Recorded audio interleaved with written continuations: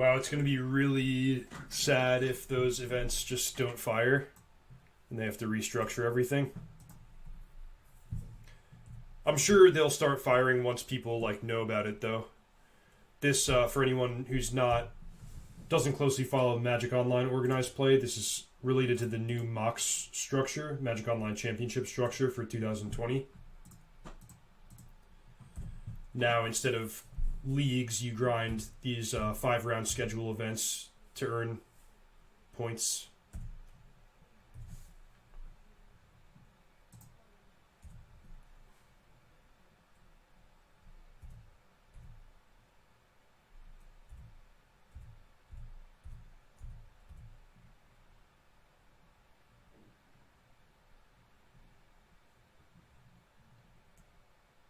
No, leagues are still around. They just they won't be ideal if your goal is to grind qualifier points.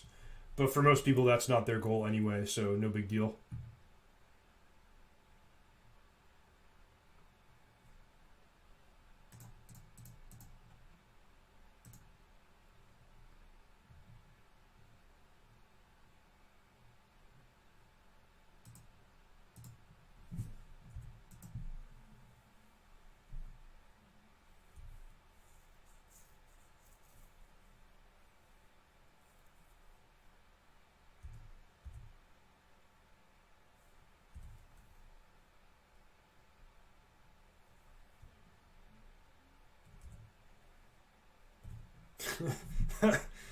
Well, Badlands Go was.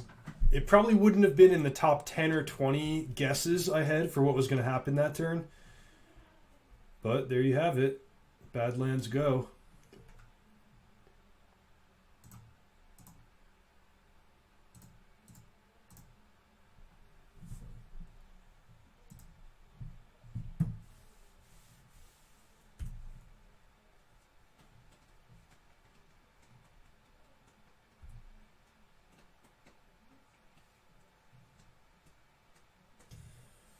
I've played Cube Draft at the professional level before. They've had it at they've had it as an event at Worlds at least once.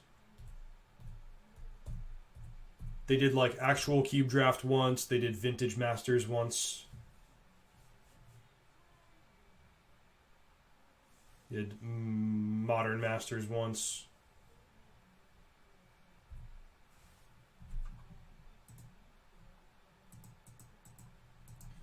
I guess this is supposed to be a Reanimator deck.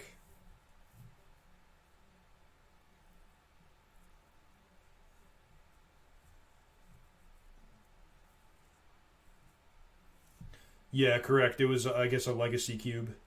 Or, at the time, they didn't have the distinctions. It was just the Magic Online Cube, but it didn't have power cards. I think the best card was... I think my top card was Upheaval. Jace the Mind Sculptor was, of course, amazing.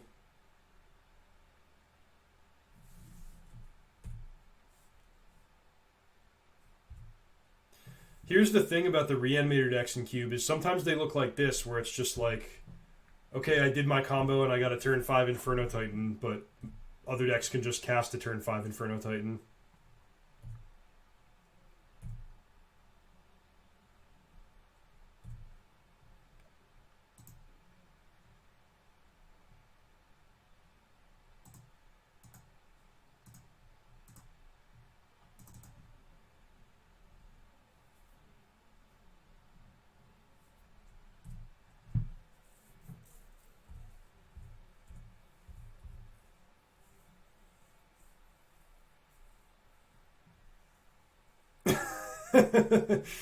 Well, this is pretty silly. Okay.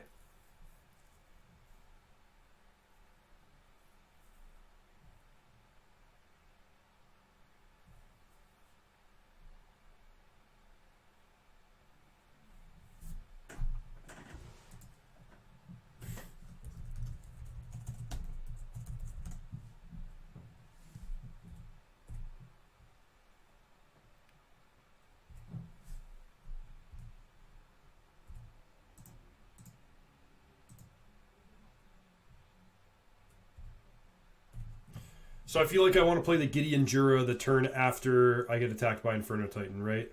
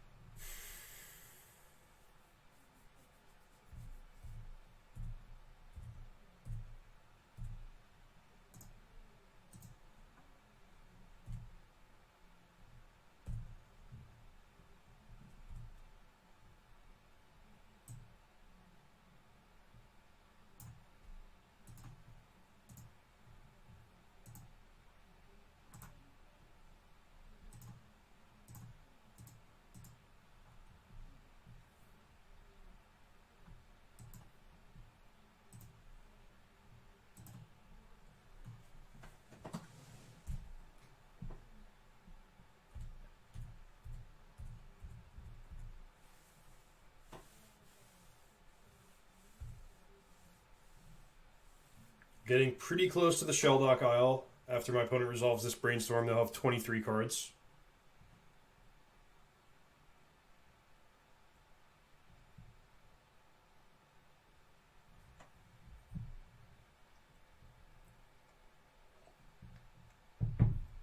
That's a good one. Okay, so the Angel can pick off the Jace.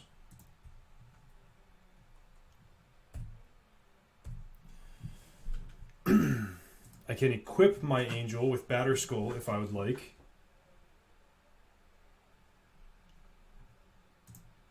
So this is definitely happening. I have 8 mana.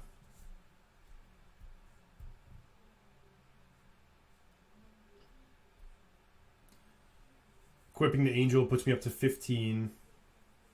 I'm not that likely to die.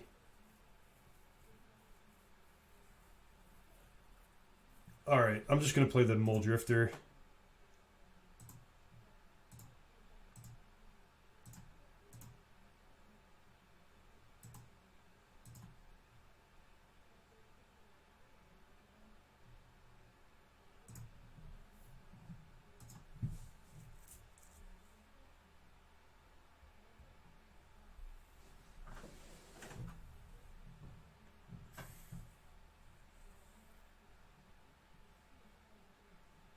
Block.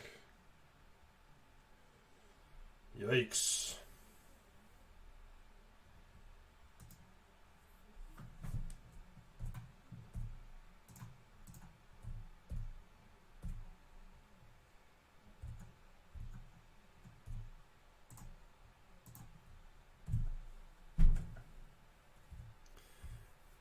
So if I cycle, then I get my draw step. That unlocks the Shelldock Isle.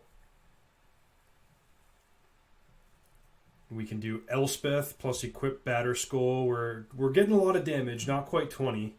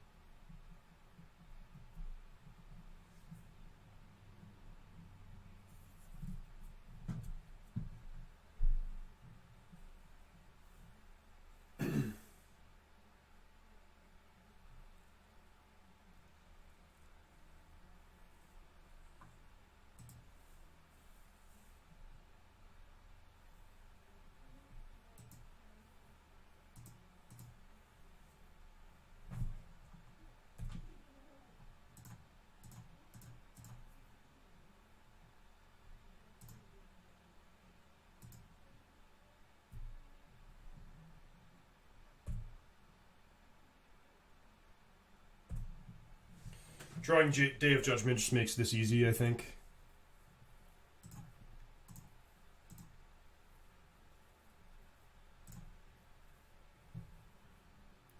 Massacre Worm? Holy cow.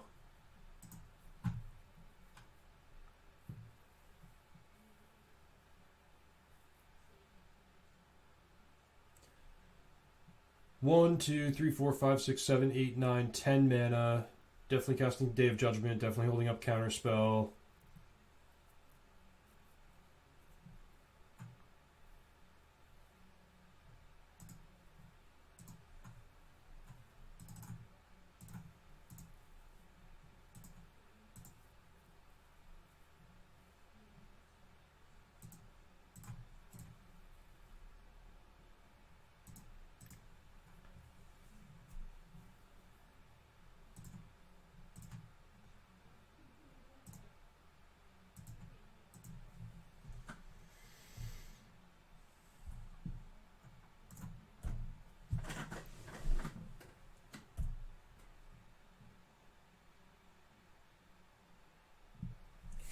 Elspeth and Gideon.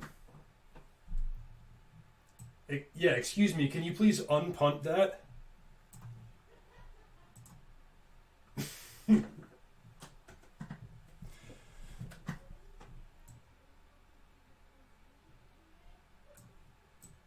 Is this an Armageddon matchup?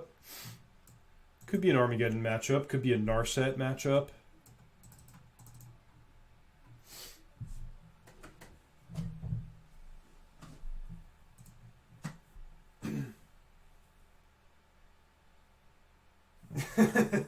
Zvi says, I wish I knew how to unpunt.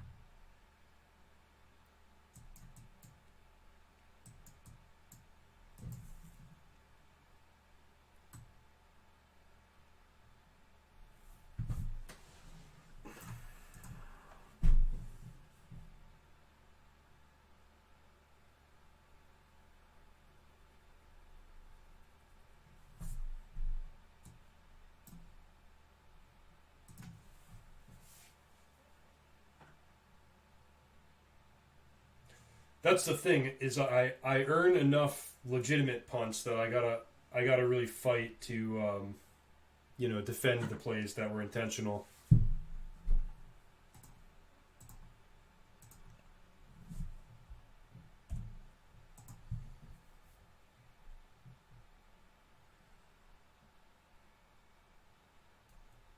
Well, I don't like that very much.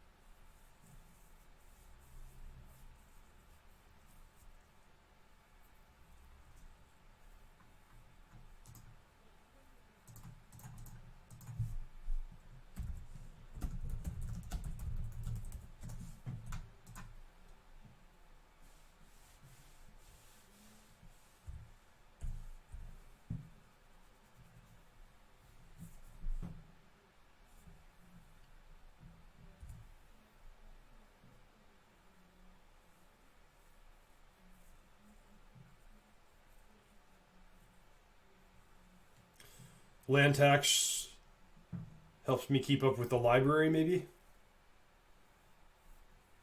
No, opponent's going to be stubborn. I don't mind that.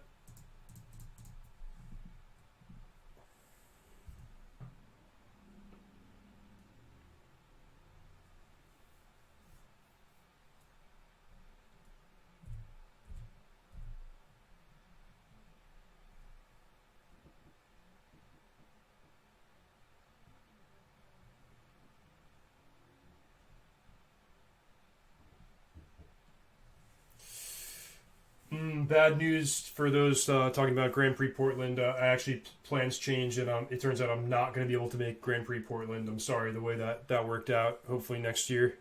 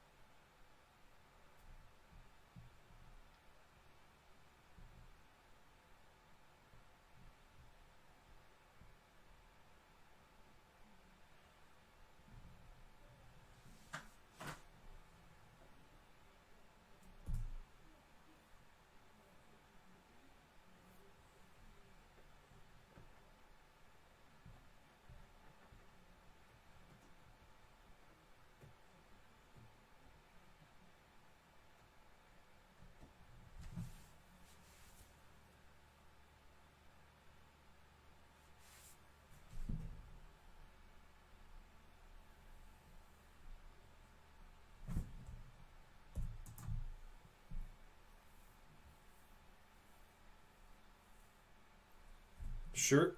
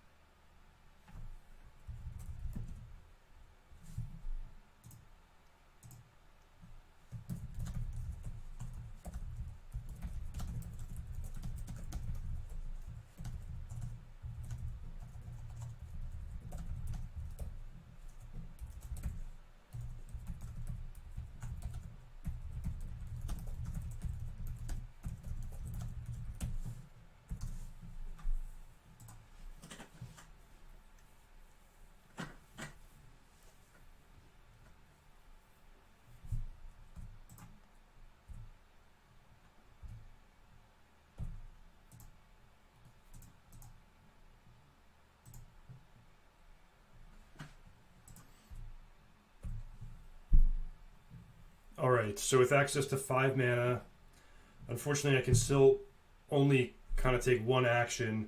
The only counterspell I saw from my opponent was the miscalculation, so maybe Narset is strong here. It's actually not that good against the library because they can just activate the library on my turn. So maybe I'm supposed to slam the Gideon. I don't know. Miscalculation is definitely a card my opponent can have here. Oh wait, I have 6 mana. I have 6 mana. So that does change things. I wish I had produced white instead. Yeah, super sloppy.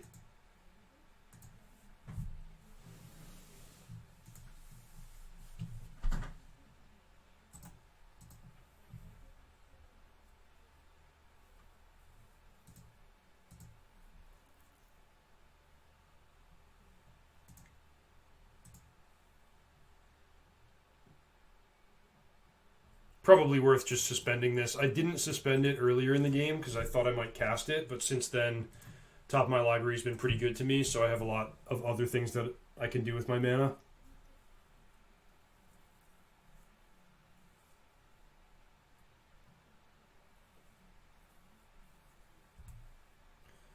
Unburial Rites to go with the Grave Titan.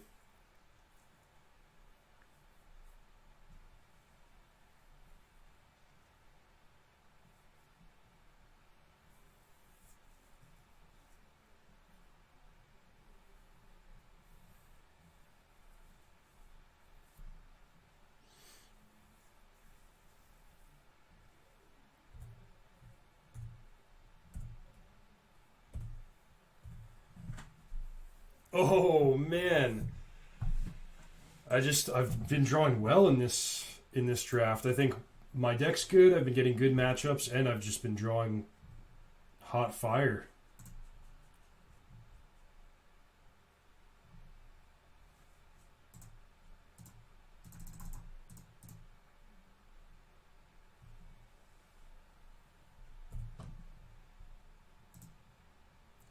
I'm gonna plus here so that Gideon both won't die to these zombies, and maybe so I can make an emblem next turn.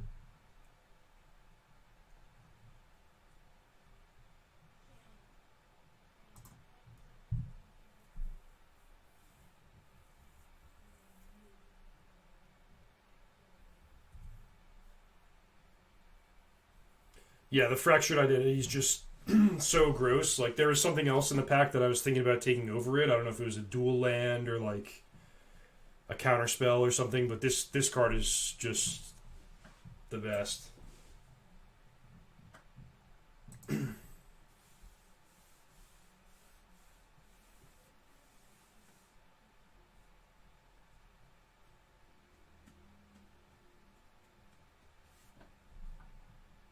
I took it over Mana Leak.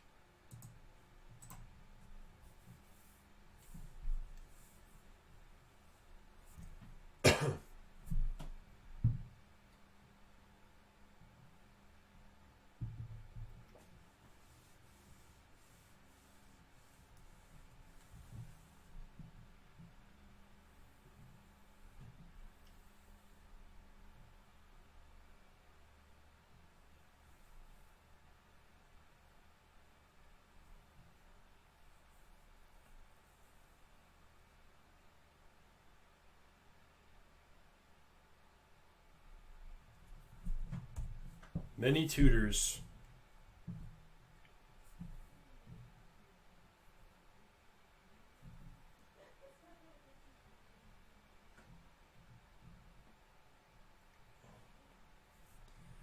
They might be going for treachery.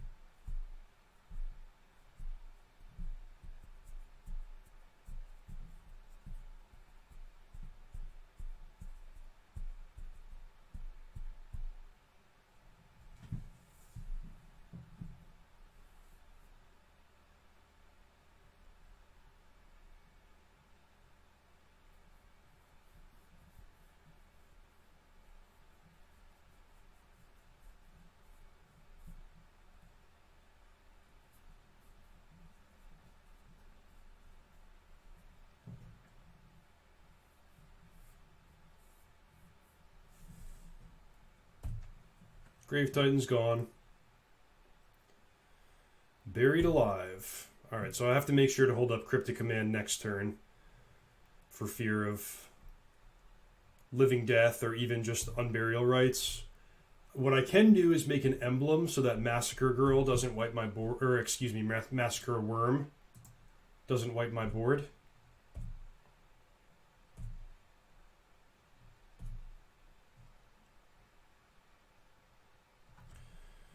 Five, 6, 7 mana. I think Teferi plus Cryptic Command is the best thing to do.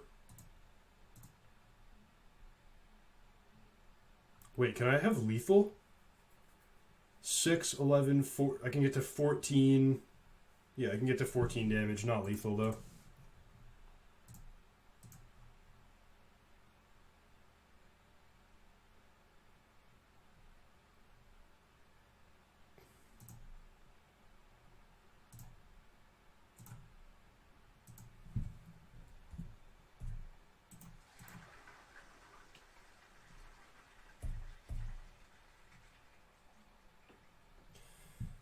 I don't think this was right for me to do it this way. Like, just allowing my opponent to attack back and kill a planeswalker is definitely counterproductive. You could probably see where my head was at, where it's like, okay, a 2/2 creature doesn't do anything, but cutting my opponent on mana when they've drawn so many cards is important, but the 2/2 actually does do something if it can just attack back and kill Teferi.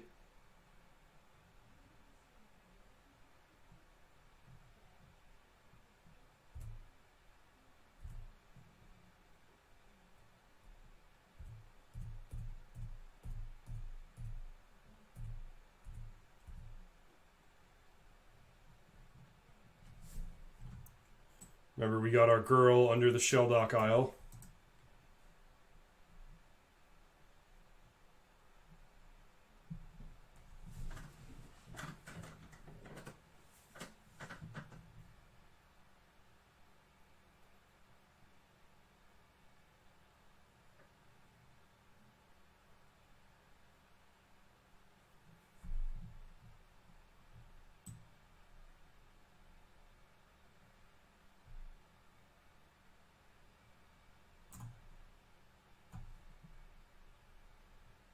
feel like I can let this go, right?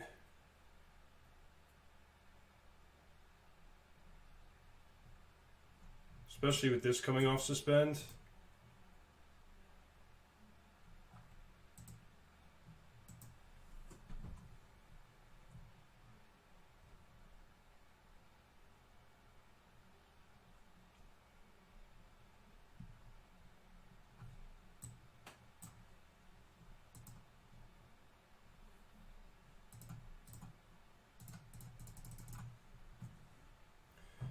I would have like my opponent's dead on board anyway because if they resolve reanimate, they go to 2, and then the Riftwing just comes off suspend and kills them.